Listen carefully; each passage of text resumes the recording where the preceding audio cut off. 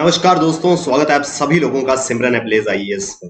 दोस्तों, simranies.com पर जाकर के आप हमारे लर्न बाय मैप्स के हैंड रिटन नोट्स के साथ में कनेक्ट कर सकते हैं। दोस्तों, ये लर्न बाय मैप्स एक स्पेशल इनिशिएटिव है जो एक्सक्लूसिवली simranies.com आपको प्रोवाइड करा रहा है। दोस्तों, यहाँ पर हर वो चीज जो आप टेक्स्ट बुक्स में पढ़ते हैं और जिसको बार बार रिवाइज करने की जरूरत है, अब आपको दोस्तों हर रिवीजन के लिए पूरी की पूरी बुक पढ़ने की जरूरत नहीं है। हम आपको स्पेशलाइज्ड हैंड रिटन नोट्स जो है वो प्रोवाइड कराते हैं सभी सब्जेक्ट सभी टॉपिक्स के लिए। तो आप जिनको बार बार गो थ्रू करके अपनी प्रिपरेशन जो है उसको बेहतरीन तरीके से कर सकते हैं। दोस्तों, रिवीजन जो है वो इस एग्जाम का एक बहुत इंपॉर्टेंट पार्ट है और चीजों को समझने और रिवाइज करने में हमारे ये लर्न बाय मैप्स जो है वो आपको बहुत ज्यादा हेल्प करने वाले हैं। तो दोस्तों, ये simranies.com के एक्सक्लूसिव इनिशिएटिव के साथ में आप कनेक्ट कर सकते हैं हमारी वेबसाइट पर जाकर।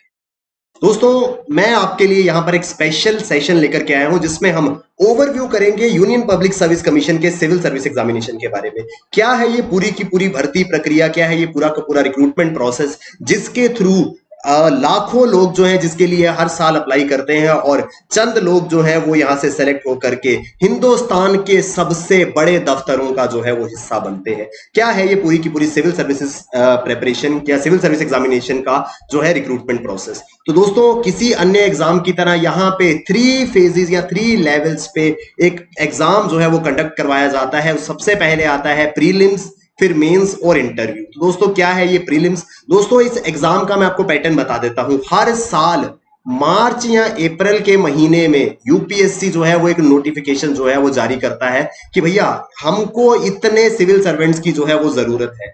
जैसे ही नोटिफिकेशन आता है करीब 10 लाख एप्लीकेशंस जो है वो यूपीएससी सिविल सर्विसेज के लिए लोग जो है वो दायर करते हैं। देश भर के करीब 10 लाख युवा जो है वो इस एग्जाम का हिस्सा बनने के लिए अप्लाई करते हैं। दोस्तों, मार्च अप्रैल के नोटिफिकेशन का जो एग्जाम है वो करीब 3 से 4 महीने बाद होता है। जून या जुलाई में एग्जाम जो है वो रहता है और 10 लाख में से मात्र 4.5 लाख लोग जो है वो एग्जाम के अंदर अपीयर होने के लिए जाते हैं।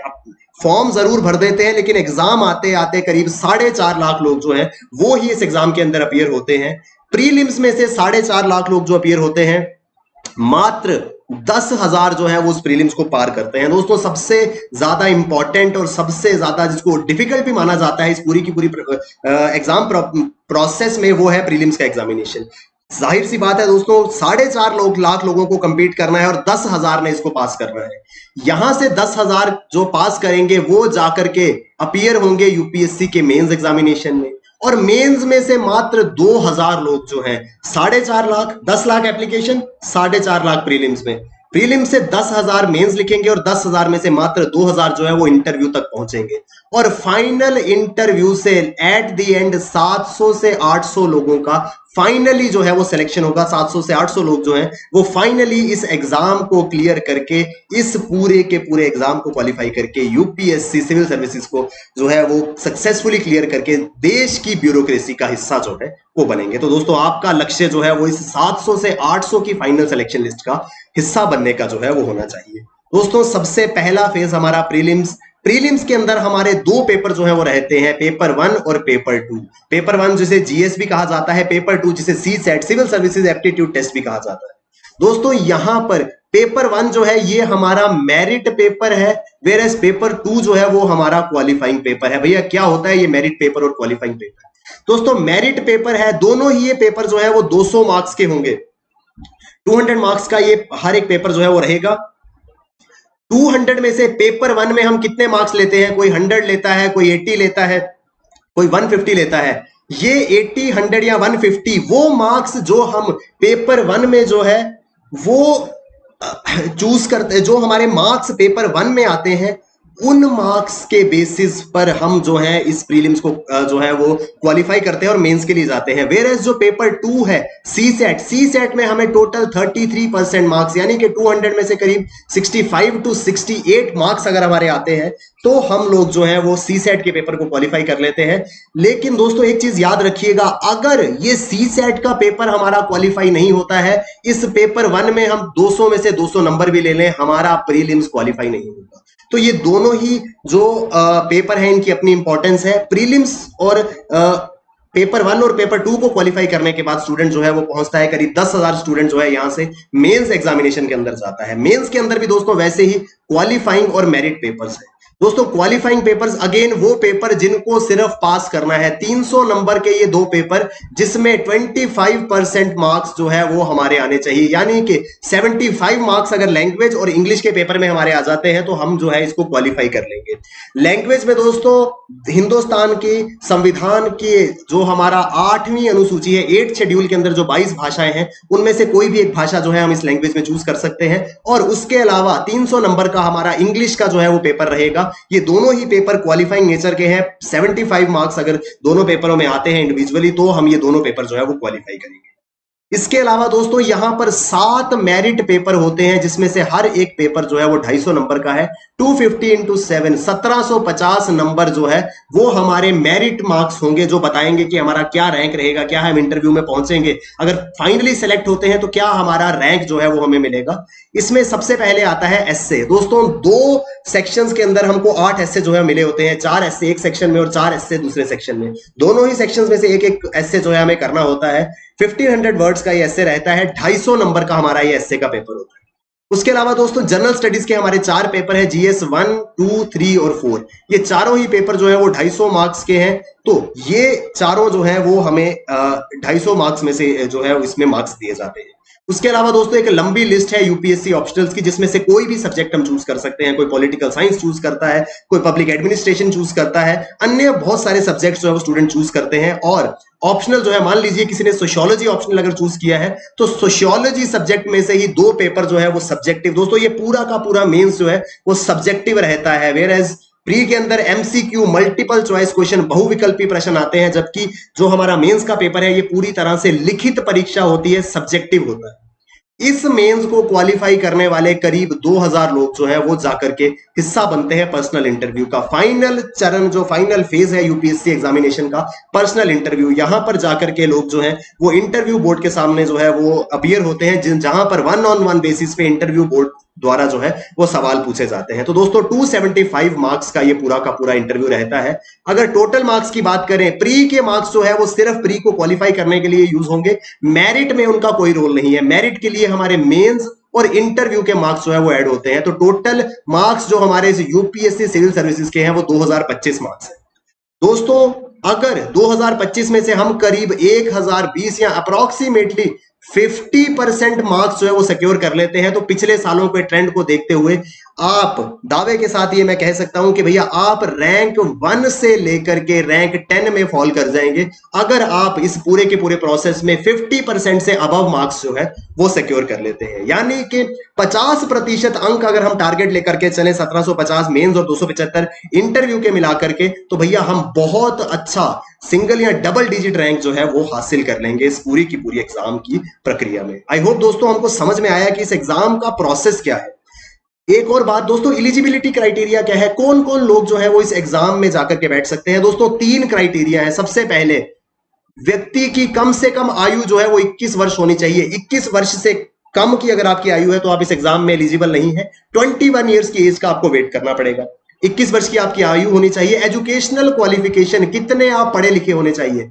ग्रेजुएशन सनातन की परीक्षा, चाहे वो बीए हो, बीकॉम हो, बीएससी हो, बीटेक हो, बीबीए हो, बी आर्किटेक्चर हो, बी एलएलबी हो, कोई भी क्वालिफिकेशन आपकी है, किसी भी स्ट्रीम से है, अगर ग्रेजुएशन या सनातन की परीक्षा बैचलर्स डिग्री आपके पास है और आपकी 21 वर्ष की आयु है तो आप इसमें अपीयर हो सकते हैं। नेशनैलिटी दोस्तों ये भी इंपॉर्टेंट है, मात्र हिंदुस्तान के जो नागरिक है, जिसके पास हिंदुस्तान की नागरिकता है, वही इस सिविल सर्विस एग्जाम का जो है वो हिस्सा बन सकता है। दोस्तों मिनिमम एज जो है वो 21 है और एज रिलैक्सेशन और अपर मैक्सिमम एज जिसमें हम अपीयर हो सकते हैं वो अलग अलग कैटेगरीज के लिए जो है वो अलग अलग है। सबसे पहले जनरल कैटेगरीज 21 वर्ष से लेकर के 32 वर्ष की आयु में हम एग्जाम दे सकते हैं, लेकिन ऐसा नहीं है कि भैया 21 से लेकर के 32 11 वर्ष होते हैं तो 11 ही सालों में हम जो है वो 11 बार अपीयर हो सकते हैं। 32 हमारी मैक्सिमम एज है और नंबर ऑफ अटेम्प्ट्स 6 बार से ज्यादा जनरल कैटेगरी का स्टूडेंट जो है वो अपीयर नहीं हो सकता। ओबीसी, अगर आप अदर बैकवर्ड कास्ट से संबंध रखते हैं तो एज लिमिट जो है, मैक्सिमम एज लिमिट वो 35 है और नंबर ऑफ अटेम्प्ट्स जो है वो बढ़ा करके 9 कर दिए गए हैं। अगर शेड्यूल कास्ट या शेड्यूल ट्राइब से कोई संबंध रखता है तो उनके लिए एज लिमिट जो है वो 37 है और नंबर ऑफ अटेम्प्ट्स जो है वो अनलिमिटेड है। यानी कि जब तक 37 वर्ष की आयु उनकी नहीं हो जाती है तब तक वो बैक टू बैक हर साल अटेम्प्ट जो है वो कर सकते हैं। उसके बाद दोस्तों डिसेबल्ड डिफेंस पर्सोनल, वो लोग जिन्होंने सेवा देश की सुरक्षा के लिए, देश के डिफेंस में किसी प्रकार की डिसेबिलिटी का उन्हें सामना करना पड़ा, उनके लिए भी सेम ओबीसी का क्राइटेरिया है। 35 वर्ष की मैक्सिमम एज लिमिट और नो अटेम्प्ट्स, जो भी इसमें पहले होगा वो उसके लिए फॉलो किया जाएगा। एक्स सर्विसमैन, वो व्यक्ति जो सेना से, देश की आर्मी से रिटायर होकर के आते हैं, अगर वो अपीयर होना चाहते हैं तो 37 वर्ष की आयु जो है वो मैक्सिमम एज लिमिट है और 9 उनको अटेम्प्ट जो है वो दिए जाते हैं। इसके अलावा पर्संस विद बेंचमार्क डिसेबिलिटी और economically weaker section, benchmark disability यानी कि किसी प्रकार की डिसेबिलिटी उनको है, वो लोग, और जो आर्थिक रूप से कमजोर वर्ग के व्यक्ति हैं उनके लिए एज लिमिट जो है वो 42 है, 42 वर्ष तक की आयु है और 9 अटेम्प्ट्स उनको जो है वो दिए जाते हैं। तो दोस्तों ये है पूरा का पूरा क्राइटेरिया, कौन कौन लोग जो है वो बैठ सकते हैं, कितनी आयु है, क्या एज होनी चाहिए और कितने अटेम्प्ट्स और कितनी मैक्सिमम एज तक हम एग्जाम में जो है वो अपीयर कर सकते हैं। ये आई होप ये हमको क्लियर हो गया। दोस्तों एक छोटी सी स्ट्रेटेजी मैं आपको देना चाहता हूं, अगर आप अभी शुरुआत कर रहे हैं, अगर आप बिगिनर हैं, तो दिन के भैया अगर आप 5 घंटे दे सकते हैं इस प्रेपरेशन को तो आप अच्छे से अपनी तैयारी जो है वो स्टार्ट कर सकते हैं। ये सिर्फ स्टार्ट के लिए है। मान लीजिए आपने आज से शुरू करा तो आने वाले 1 या मैक्सिमम 2 महीनों तक आप ये स्ट्रेटेजी जो है वो फॉलो कीजिए। उसके बाद एडवांस लेवल की स्ट्रेटेजी भी मैं इसके बाद आपको बताऊंगा। एक बिगिनर दिन के 5 घंटे लेकर के चले, 2 घंटे न्यूज़पेपर पढ़े। दोस्तों न्यूज़पेपर काफी ज्यादा हेल्प करेगा आपको। न्यूज़पेपर पढ़े 2 घंटे, 2 घंटे स्टैटिक सिलेबस जिसमें हमारे सब्जेक्ट्स आते हैं हिस्ट्री, ज्योग्राफी, पॉलिटी, इकोनॉमी, वो सब्जेक्ट्स 2 घंटे के लिए वो पढ़े और हर 1 घंटा राइटिंग प्रैक्टिस, यानी कि मेंस के लिए आंसर जो है वो लिखना शुरू करें। कैसे लिखना है दोस्तों, इंटरनेट पर जाकर के UPSC previous year questions and answers जो है वो आप सर्च कर सकते हैं। इनिशियली टू स्टार्ट विद आप वो देख देख के उतारना शुरू कर दीजिए, समझ आना लगेगा कि भैया कैसे आंसर जो है वो यूपीएससी के अंदर करना है। 1 महीने 2 महीने जब आप देख देख करके राइटिंग प्रैक्टिस करेंगे, आपको अपने आप कॉन्फिडेंस जो है वो आता जाएगा और जैसे जैसे ये प्रक्रिया आगे बढ़ती जाएगी आप बहुत बेहतरीन तरीके से आंसर जो है वो यहाँ पर लिख पाएंगे यूपीएससी मेंस के लिए। तो दोस्तों 5 घंटे की स्ट्रेटेजी है, 2 घंटे न्यूज़पेपर पढ़ना है, 2 घंटे स्टैटिक सिलेबस पढ़ना है और 1 घंटा राइटिंग प्रैक्टिस करनी है। ये पहले 1 या 2 महीने के लिए करना है। उसके बाद आप पहुंच जाएंगे एडवांस्ड लेवल पर। एडवांस्ड लेवल पर जाकर के क्या करना है दोस्तों, एडवांस्ड लेवल पर न्यूज़पेपर आप, क्योंकि 2 महीने या 1 महीने से न्यूज़पेपर पढ़ रहे हैं, आपको न्यूज़पेपर पढ़ने का ढंग पता चल गया है, अपने आप आपका न्यूज़पेपर पढ़ने का समय जो है वो कम होकर के 1 आवर हो जाएगा। 1 आवर, 1 घंटा हमने न्यूज़पेपर पढ़ना है, 4 घंटे हमने अब स्टैटिक सिलेबस पढ़ना है। एडवांस लेवल पर 6 आवर्स की स्ट्रेटेजी जो है वो फॉलो करनी है। 1 घंटा न्यूज़पेपर पढ़ेंगे, 4 घंटे तक स्टैटिक सिलेबस पढ़ेंगे, economy, geography, polity, ecology, science and technology, ये सब चीजें पढ़ेंगे और 1 घंटा अगेन राइटिंग प्रैक्टिस अपनी नहीं छोड़नी है दोस्तों, क्योंकि मेंस जो है वो पूर्ण रूप से इस राइटिंग प्रैक्टिस पे जो है वो डिपेंड करता है। इसलिए दोस्तों बिगिनर लेवल के लिए 5 घंटे और एडवांस 6, मिनिमम 6 मैं बता रहा हूं दोस्तों। इससे ज्यादा अगर आप 7-8 घंटे देंगे तो जितना ज्यादा, कहते हैं ना, जितना ज्यादा शक्कर डालोगे चीजें उतनी मीठी होती जाएंगी, जितना ज्यादा एफर्ट करोगे रिजल्ट उतना बेहतरीन होता जाएगा। मिनिमम 6 आवर्स जो है वो एडवांस लेवल पे आपको लेके चलना है। इससे ज्यादा जितना भी समय है वो आप अपना एडजस्ट कर सकते हैं, लेकिन न्यूज़पेपर, स्टैटिक सिलेबस और राइटिंग प्रैक्टिस, इन तीनों ही चीजों को एक साथ में लेकर के हमें जो है वो चलना है। आई होप दोस्तों एग्जाम का पैटर्न, एलिजिबिलिटी क्राइटेरिया और एक छोटी सी जो टाइम टेबल या स्ट्रेटेजी मैंने आपके साथ में शेयर करी है, ये सभी चीजें आपको समझ में आई होंगी और आपको ये हेल्प करेंगी एग्जाम प्रेपरेशन को बेहतरीन तरीके से करने में और जल्द से जल्द इस एग्जाम को क्वालिफाई करके सिविल सर्विसेज में जाकर के इस देश की सेवा करने में। थैंक यू वेरी मच दोस्तों, all the best, keep working hard, bye bye, take care, जय हिंद।